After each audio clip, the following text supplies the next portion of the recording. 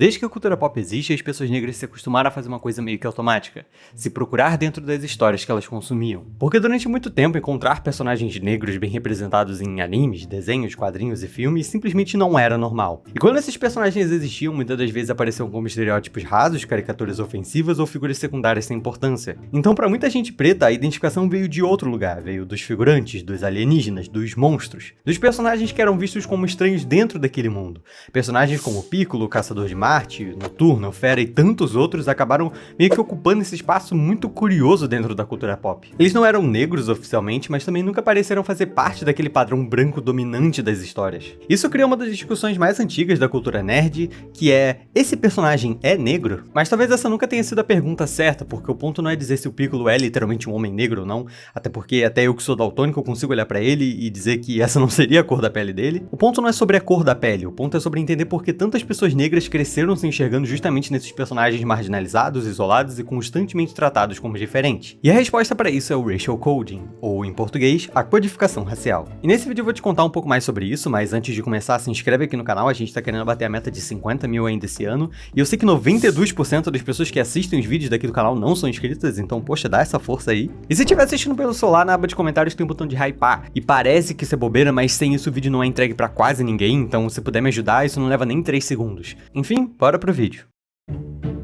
Existe essa discussão muito antiga dentro da cultura pop, principalmente entre o público negro, que é: esse personagem é negro? E normalmente essa conversa aparece em volta de personagens que oficialmente não são negros, mas que acaba gerando uma identificação imediata em muita gente preta. Hoje o exemplo mais clássico disso acaba sendo Piccolo, mesmo que outros personagens hoje sejam muito mais memoráveis, como Darwin do Incrível Mundo de Gumball ou a Marceline do Hora de Aventura. O Piccolo geralmente é lembrado porque foi ele que levantou esse assunto nos últimos tempos. Em 2022, Jordan Calhoun publicou um livro chamado Piccolo é Preto, uma memória sobre raça, religião e cultura pop. E quando você olha superficialmente, até parece uma ideia absurda: o Piccolo é um alienígena verde de Dragon Ball. Em outros desenhos é a mesma coisa: o Darwin literalmente é um peixe, a Marceline é uma vampira, a Garnet é uma pedra. Mas quando você observa a construção desses personagens, começa a entender por que tanta gente se conectava com eles. Quase todos carregam características muito parecidas, eles são figurantes, personagens vistos como estranhos, perigosos ou diferentes dentro do próprio mundo. Muitos deles vivem isolados ou afastados da sociedade, tentando constantemente provar que merecem existir naquele espaço. São figuras marcadas pela exclusão, pela solidão e pela sensação de nunca pertencer a algo completamente. E para muitas pessoas negras crescendo em espaços onde quase não existia representatividade real, isso acabava criando uma certa identificação. Não porque esses personagens fossem literalmente negros, mas porque eles ocupavam simbolicamente um lugar muito próximo da experiência de marginalização. Enquanto os protagonistas brancos eram o padrão natural daquele universo, esses personagens eram sempre o diferente. Por isso a pergunta: esse personagem é negro? Nunca foi exatamente literal, ela sempre foi muito mais sobre reconhecimento do que cor de pele, sobre enxergar em personagens não humanos emoções, experiências e sentimentos que raramente eram entregues em personagens negros reais dentro da cultura pop. Durante muito tempo a cultura pop foi construída quase que inteiramente ao redor de personagens brancos, quadrinhos, filmes, desenhos, animes, videogames. O padrão era sempre o mesmo. Mesmo que eles não fossem os protagonistas, eles sempre estavam inseridos em um cenário completamente branco. O herói principal era branco, o centro da história era branco e o olhar dominante da obra também era branco. Personagens negros existiam, mas normalmente apareciam como secundários, alívio cômico, estereótipos ou simplesmente personagens esquecíveis. Isso cria uma diferença muito grande na forma como diferentes pessoas consomem mídias. Pessoas brancas raramente precisam se procurar nas histórias, porque elas já eram naturalmente representadas nelas. Os protagonistas já apareciam com elas, viviam como elas e ocupavam o espaço principal daquele universo, a identificação era automática. Já pessoas negras cresceram consumindo obras onde quase nunca existia alguém que realmente representasse elas de forma completa, então acabava surgindo uma necessidade inconsciente de procurar a identificação em qualquer outro lugar possível, em personagens secundários, em figuras marginalizadas ou até em figuras que nem humanas eram. E talvez seja por isso que tantos personagens alienígenas, de monstros ou figurantes acabam marcando profundamente parte do público negro, porque quando não existiam protagonistas negros ocupando aqueles espaços de destaque, muita gente passou a se reconhecer na sensação de exclusão desses personagens, no personagem que era visto como estranho, deslocado ou diferente do resto do mundo. E como eu disse, existe um conceito muito discutido na cultura pop chamado racial coding, ou personagens racialmente codificados. Esses são os personagens que oficialmente não pertencem a um grupo racial específico, mas que carregam comportamentos, experiências e arquétipos e até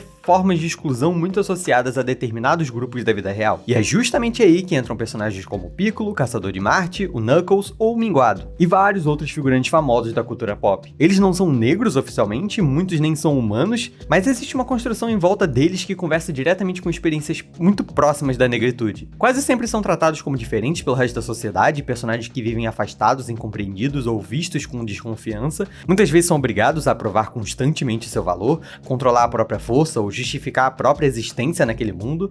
Isso acaba criando uma conexão emocional muito forte com públicos que também cresceram se sentindo deslocados socialmente. O mais interessante é que muitas dessas codificações nem sempre parecem intencionais. Em vários casos, os autores brancos acabavam escrevendo personagens marginalizados sem perceber o quanto eles estão reproduzindo experiências ligadas à exclusão racial. O alienígena, o mutante e o estranho acabavam funcionando como metáforas sociais muito próximas da forma como que minorias eram tratadas no mundo real. Isso explica por que tanta gente cresceu enxergando algo familiar nesses personagens. Não porque eles fossem literalmente negros, mas porque eles carregavam emoções, dores e arquétipos que a cultura pop raramente permitia que personagens negros reais ocupassem diretamente. Uma personagem que é codificada como uma pessoa não branca, que eu vejo pouca pessoa comentando, é a Sandy do Bob Esponja. Isso fica muito mais claro no episódio Piadas de Esquilo, quando o Bob Esponja vai se apresentar em um show de stand-up. E quando ele começa a ficar muito nervoso, ele acaba soltando algumas piadas sobre esquilos serem burros e sujos. Isso faz a plateia rir, então ele continua fazendo mais e mais piadas sobre esquilos, o que deixa a Sandy extremamente decepcionada e até um pouco irritada com o Bob Esponja. Ela até tenta conversar com o Bob Esponja e dizer que aquelas piadas não são muito apropriadas, que aquilo é errado. E em um primeiro momento o Bob até parece ter entendido a gravidade das piadas que ele estava fazendo e ele promete parar. Só que no seu próximo show, novamente desesperado para conseguir agradar todo mundo, ele volta a fazer mais e mais piadas sobre esquilos. O que faz com que essas pessoas acabassem acreditando nesses estereótipos e começassem a tratar a Sandy como se tudo aquilo que o Bob Esponja já tivesse falado fosse a mais pura verdade. E então, mais pra frente no episódio, a Sandy convida ele pra sua casa, e quando ele chega lá, ela começa a agir igual uma doida, imitando tudo aquilo que o Bob Esponja andou falando sobre os esquilos, que eles eram burros, sujos e doidos. Então, propositalmente, ela deixa ele secando e sem água, até que ela enfia uma mangueira de água nele e faz ele inchar e crescer igual uma esponja. E no fim acaba que o Bob Esponja acaba aprendendo uma lição, ele volta a fazer o seu show, só que dessa vez ele faz piada sobre si mesmo e sobre todas as outras criaturas da plateia. Todos se divertem bastante, e assim termina o episódio do Bob Esponja sobre racismo. Enquanto o público negro se vê em personagens como Darwin ou Piccolo, na real, antes de termos essa codificação racial feita de forma positiva, principalmente no mundo das animações, a gente teve péssimos exemplos de como fazer isso. Falando sobre outro público racializado que tiveram péssimas representações, acredito que os asiáticos foram um dos que mais tiveram péssimas representações. Só na Disney a gente teve vários exemplos de como não fazer o racial coding. Claro que os Estados Unidos tiveram um grande histórico em representar principalmente o povo japonês de forma estereotipada por conta da Segunda Guerra, mas mesmo depois que a guerra acabou ainda tiveram alguns momentos bem controversos na carreira do nosso rato Mickey, e não tem como não dizer que são representações preconceituosas e racistas, porque até a própria Disney Plus colocou um alerta antes de cada uma das suas animações que possuíam representações negativas. E a lista desses filmes é grande, filmes como Dumbo, Peter Pan, Mowgli, Aristogatos, todos eles exibem um aviso sobre estereótipos por conta desse tipo de representação. Como na Dama e Vagabundo, onde tem dois gatos siameses, que no mundo real são gatos que tiveram origem asiática, então eles são desenhados com olhos bem puxadinhos comparados aos outros animais, e mesmo quando eles não estão mostrando suas presas, eles possuem dois dentinhos desenhados para fora da boca, muito semelhante com a caricatura preconceituosa feita durante a Segunda Guerra pela Disney. Se já não bastasse isso, quando eles entram em cena, a música que é tocada é uma música oriental bem genérica e estereotipada.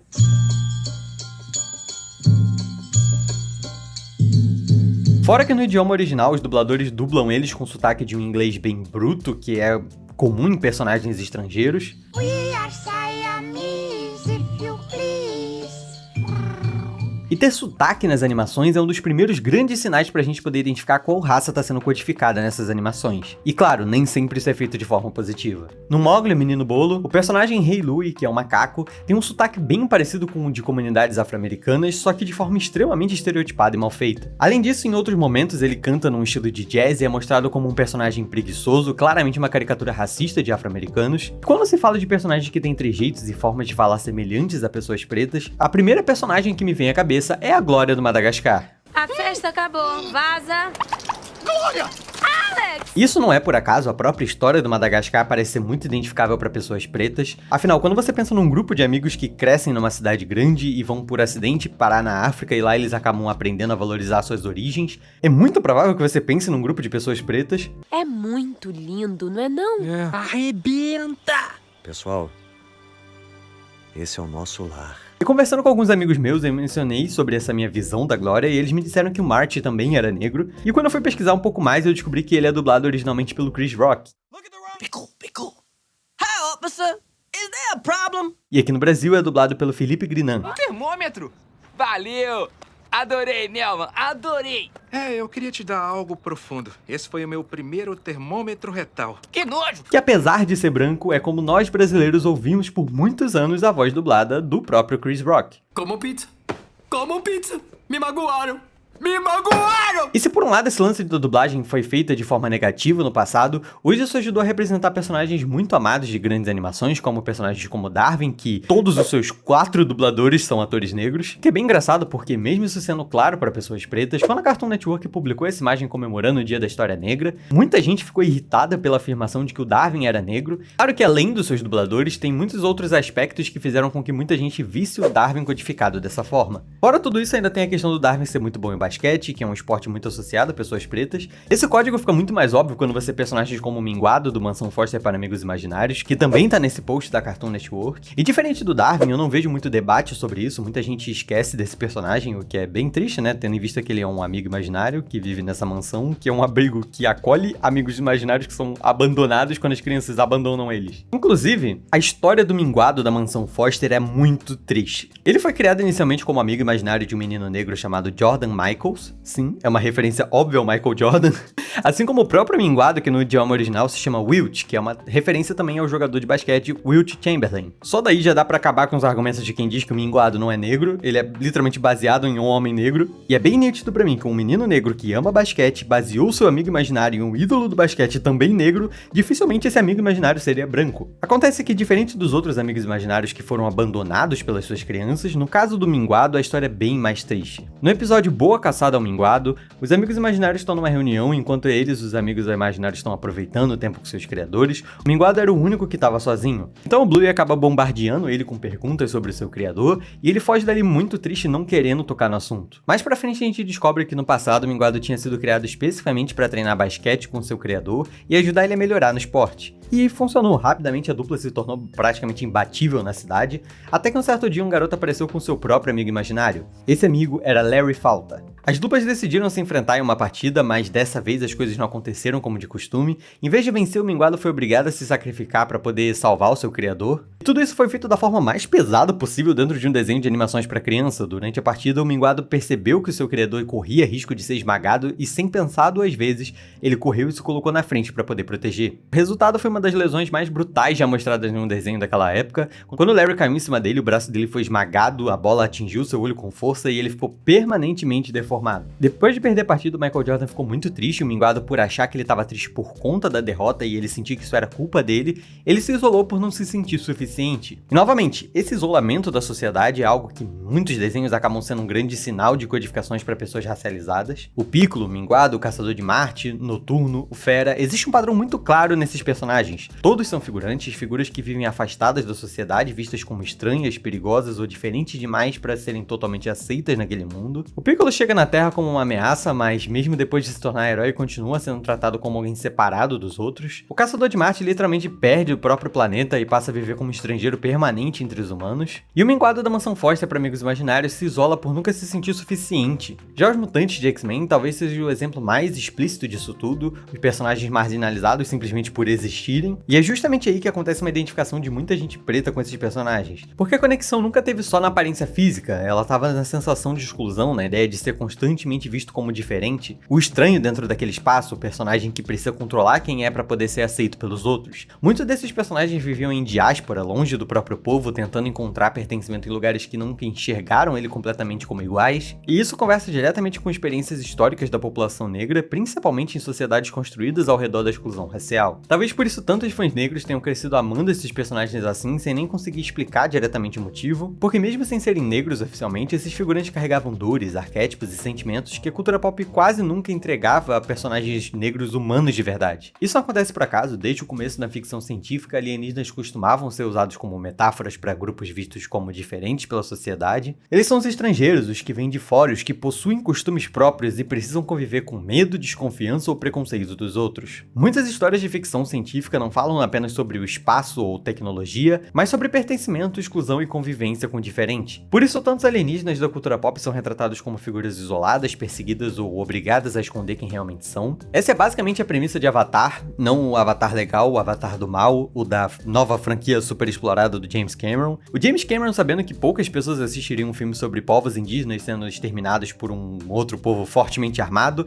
que queria roubar suas reservas ambientais, ele resolveu pintar esse povo de azul para conseguir ser o filme de maior bilheteria do século XXI. Porque essa é a nossa realidade. Por isso que até personagens como Superman, quando eles aparecem como seres super poderosos, ainda assim eles nunca são completamente aceitos, e isso acaba refletindo experiências muito humanas. E para muitas pessoas negras que historicamente foram tratadas como o outro dentro de diversas sociedades, essa metáfora se torna especialmente fácil de reconhecer. Há seres em outros planetas que acham que os tamaranianos são inferiores e chamam a gente de troque. Então ele está ofendendo você. E você sabe como é ser julgado simplesmente por causa da aparência? Claro que sim. Eu sou parte robô. A conexão de muitas pessoas negras com esses personagens acontece porque a experiência deles conversam diretamente com temas muito presentes da história da negritude: diáspora, exclusão, isolamento e necessidade constante de justificar a própria existência. Grande parte desses figurantes vive deslocada do próprio povo ou da própria origem. As Crystal Gems foram isoladas do seu planeta natal, o Piccolo é um estrangeiro permanente na Terra, e os mutantes da X-Men são tratados como ameaça só por existirem. São personagens que vivem tentando encontrar pertencimento em lugares que não enxergam eles completamente como iguais. Isso cria uma identificação muito forte porque a população negra historicamente também viveu o processo de deslocamento e exclusão.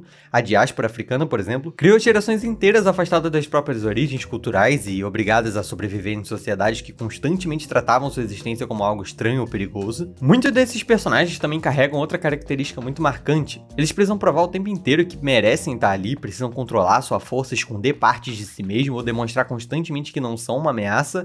E isso conversa diretamente com experiências reais de pessoas negras em diversos espaços sociais. No fim, a identificação nunca foi simplesmente estética, era emocional, era simbólica, porque enquanto os protagonistas tradicionais da cultura pop podiam simplesmente existir sem precisar justificar quem eles eram, esses figurantes viviam o peso de serem sempre vistos como o outro, e talvez seja justamente isso que fez tanta gente preta crescer se enxergando neles. Agora, aproveitando que eu já mencionei Steven Universo, muita gente fala sobre a Garnet ser uma mulher negra, que, óbvio, a Garnet não necessariamente é uma mulher negra, ela é uma alienígena, no caso ela é basicamente uma pedra, mas mesmo assim o desenho não hesita em mostrar ela como uma representação explícita de mulheres negras. Ela tem traços, tem cabelo afro, o estilo dela é muito usado por mulheres negras, e no idioma original ela é dublada pela cantora Stelle. Sim, aquela que canta aquela música. Mas poucas pessoas falam sobre as outras Crystal Gems, como a Pearl, que no seu idioma original é dublada pela Didi Magno-Hall, uma atriz asiática, filha de imigrantes filipinos. A Amethysta também não fica fora dessa, ela é dublada pela Micaela Dietz, uma atriz sul-coreana, ou seja, basicamente o elenco principal de Steven Universo é não branco. O único branco ali, na verdade, é o Steven. E se já não bastasse isso, toda a história das Crystal Gems é baseada nelas serem imigrantes de outro planeta que estão refugiadas na Terra, em busca de se fortalecer e proteger a sua família, de manter eles seguros e unidos, que é um tema muito identificável para esse público. E claro, tudo isso sem fazer personagens canonicamente negros ou asiáticos, apenas alienígenas. Durante muito tempo, quando personagens negros apareciam na cultura pop, eles nunca eram tratados como pessoas complexas ou protagonistas importantes. Na maioria das vezes eram caricaturas construídas em cima de estereótipos racistas e extremamente exagerados. Isso aconteceu em desenhos, quadrinhos, animes, filmes, praticamente toda forma de mídia popular. Falando em Dragon Ball, por exemplo, o motivo por trás de tanta gente se identificar mais com Piccolo do que com qualquer outro personagem da obra é que a grande maioria dos personagens canonicamente negros em Dragon Ball eram personagens desenhados com traços inspirados em caricaturas racistas antigas, o Mr. Popo, o Killa ou até mesmo o Conselheiro Black. Todos eles possuíam lábios exagerados e aparência baseadas no blackface. O mesmo acontece com a Jinx do Pokémon, que gerou uma polêmica mundial justamente pela semelhança com representações racistas históricas. E esses exemplos estão longe de serem casos isolados. O problema é que durante muito tempo essa era uma das poucas representações negras disponíveis dentro da cultura pop global. Então muita gente preta acabou criando um afastamento natural desses personagens porque ao invés da identificação eles geravam desconforto. Não pareciam pessoas reais, pareciam versões representações distorcidas da negritude vistas através de um olhar branco estereotipado. E talvez seja justamente por isso que tantos fãs negros passaram a se enxergar mais em alienígenas, mutantes ou em figurantes do que em personagens negros oficiais. Porque personagens não humanos, mesmo sem serem negros de verdade, muitas vezes tinham muito mais profundidade emocional, mais humanidade, mais complexidade do que caricaturas negras que apareciam na mídia. No fim, isso diz muito sobre a história da representatividade da cultura pop, quando pessoas negras preferem se reconhecer em monstros extraterrestres e personagens marginalizados, ao invés dos próprios personagens negros da obra. Talvez o problema nunca tenha sido a falta de identificação do público, talvez o problema tenha sido a forma com que a negritude foi representada durante décadas. O motivo por trás de personagens não serem canonicamente negros e sim verdes, rosa, azul ou qualquer outra cor é basicamente econômico. Até pouquíssimo tempo atrás, essa era a forma com que os autores tinham de interpretar personagens negros sem terem sua obra afetada por isso. Hoje isso mudou? Sim, mas nem tanto. É claro que hoje tem muito mais personagens negros em todo tipo de mídia, e se você tá na internet, provavelmente você já ouviu a palavra woke sendo usada por aí. Isso começou lá nos Estados Unidos com aquela tal frase get woke, go broke, que aqui seria facilmente traduzida para quem lacra não lucra. E os estúdios de animação e qualquer outro setor de produção no meio audiovisual sabe muito bem disso. E se engana quem acha que hoje a indústria ficou muito mais amiga de minorias ou se tornou mais sensível para representatividade. Na real, a indústria só se importa com uma coisa: dinheiro. E antes, o que uma animação com um protagonista negro seria só ignorada ou esquecida, hoje, além de ter um público com muito mais acesso e interesse nesse tipo de mídia, você criar um material com esse tipo de representatividade, entre muitas aspas, se é que podemos dizer assim, um dos principais motivadores para esse tipo de movimento é porque as empresas sabem que mudar a etnia de um personagem ou até mesmo dar destaque para uma pessoa racializada vai gerar atenção, vai gerar engajamento, vai gerar lucro. Esse é o principal motivo por trás das escalações como a Ariel, da Princesa Sereia, sendo uma atriz negra, uma Branca de Neve latina, e até em obra de autores abertamente nazistas, tivemos personagens de destaque tendo sua etnia trocada. Mas não no elenco principal, porque aí já seria demais. Isso é perfeito para qualquer tipo de mídia. Se por um lado você ganha o amor e atenção de milhões de crianças ao redor do mundo, se sentindo representada pelos atores que são iguais a eles. She's black! Mama, she's black! What? E do outro lado vão ter milhões de pessoas enfurecidas porque a etnia do personagem que ela gosta foi trocada. E pra falar a verdade, eu acho isso perfeito. Pra mim é um deleite ver você que não gosta quando fazem isso como um personagem tentando justificar sua raiva. Calma, tá tudo bem. A gente entende que você é só racista. Só que isso também tem um lado ruim. Nos últimos anos a indústria percebeu que diversidade vende. Isso faz surgir uma nova onda de personagens diversos dentro da cultura pop, que tem um problema muito grande em torno disso, que é que muitas das vezes a diversidade fica só na aparência desse personagem.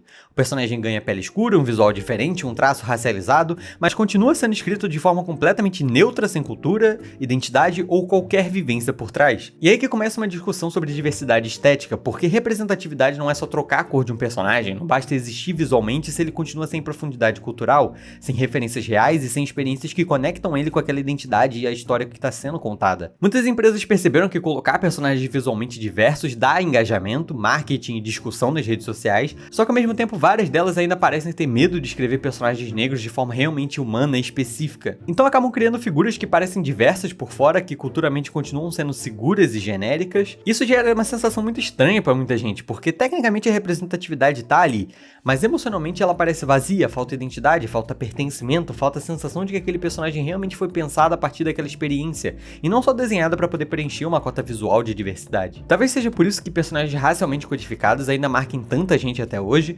porque mesmo sem serem negros oficialmente, muitos deles acabavam transmitindo emoções, experiências mais honestas do que certas representações modernas feitas só para parecer mais inclusivas. Existe uma diferença muito grande entre representatividade real e representatividade indireta. A representatividade real acontece quando personagens negros existem de forma completa dentro da obra, com protagonismo, personalidade, cultura, profundidade e humanidade. Já a representatividade indireta acontece quando pessoas negras acabam se enxergando em personagens que oficialmente não são negros, mas carregam sentimentos e experiências muito próximas à exclusão racial. Foi exatamente isso que aconteceu com muitos desses figurantes da cultura pop. As Tartarugas Ninja, o Mufasa ou até mesmo Pateta nunca foram personagens negros de verdade, mas ajudaram muita gente preta a se reconhecer emocionalmente dentro de histórias onde quase não existiam protagonistas negros bem escritos. Porque no fim a identificação não nasce só sobre a aparência física, ela também nasce da dor, do isolamento, da sensação de não pertencimento e da forma com que o mundo reage àquelas personagens. Muitas pessoas negras cresceram vendo nesses figurantes emoções que raramente apareciam em personagens negros reais da época. Só que ao mesmo tempo isso revela um problema muito maior, porque o ideal ideal nunca deveria ser precisar recorrer a alienígenas, monstros ou mutantes para poder encontrar algum reflexo de si mesmo na cultura pop. Esses personagens funcionam como refúgio emocional justamente porque existia uma ausência enorme da representatividade negra verdadeira. Então talvez a importância deles esteja exatamente aí. Eles não substituem personagens negros reais, mas durante muito tempo foram o máximo que muita gente conseguiu encontrar uma representatividade complexa, emocional e humana dentro da cultura pop mainstream. No fim, talvez o Piccolo nunca tenha sido negro, talvez o Caçador de Marte nunca tenha sido pensado dessa forma, talvez muitos desses personagens nunca tenham sido escritos intencionalmente como metáforas raciais, mas o fato de tantas pessoas negras terem crescido se enxergando neles já diz muita coisa sobre a história de representatividade dentro da cultura pop. Porque quando uma geração inteira precisa encontrar identificação em alienígenas, mutantes e monstros, isso revela uma ausência muito maior por trás dessas histórias. Revela o quanto personagens negros reais foram apagados, estereotipados ou deixados de lado durante décadas dentro da mídia. E talvez seja justamente por isso que a discussão continua tão forte até hoje.